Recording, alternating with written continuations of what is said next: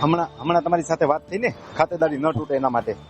હા હા. હવે એમાં આપણે સંપૂર્ણ વિગત સાથેની માહિતી બનાવીએ અને તમને પણ ઉપયોગી થશે. પહેલા તમે તમારો પ્રશ્ન પૂછો, શું હતો? આપણે જમીન વિસાવદરની છે અને આ સામે બીજી જમીન રાખી તો ઓકે, બસ. હા, હવે તમારી પાસે જો આ છેલ્લી જમીન હોય હા તો તમને આ બધું હું કહું છું એ લાગુ પડે. જો અન્ય જગ્યાએ ખાતામાં નામ હોય તો લાગુ પડતો નથી. તમારી પાસે બીજી જગ્યાએ છેલ્લી જમીન છે કે આ છેલ્લી જમીન છે? આ છેલ્લી જમીન છે. તો જમીન વેચીને જમીન લેતા હોય ત્યારે ખાતેદારી પ્લાસ્ટિકનો પાઇપ તૂટે ને એમ તૂટી જતા વાર ન લાગે અને આપણી બાપ દાદાની જમીનમાંથી આપણું નામ નીકળી ગયું કહેવાય. ખેડૂતો એવું સમજતા હોય કે મારા નામનું 7 નંબર નીકળી ગયો, હવે મારું નામ ક્યાંથી નીકળી ગયું? કાયદાની પરિભાષામાં ખાતેદારી મટી ન જાય એટલા માટે હું 2 રસ્તા બતાવું છું. પહેલો રસ્તો એ કે તમે ખેતીની જમીન જે ખરીદતા હો એ ખરીદી દસ્તાવેજ પહેલા બનાવો. ખાલી દસ્તાવેજ બની ગયા રાજા નથી, એની 135 ની નોટિસ પડી જવા દો, પછી તમારી જમીન વેચો. પહેલો રસ્તો આ.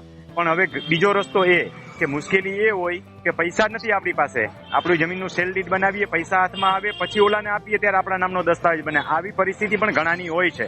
તો એના માટે બીજો રસ્તો એ છે કે કોઈ વ્યક્તિ પૈસા દીધા વગર તો આપણે દસ્તાવેજ બનાવી ન દે અને આપણી જમીન વેચાતી હોય એના પૈસા પહેલા આપણા હાથમાં કોઈ આપે નહીં.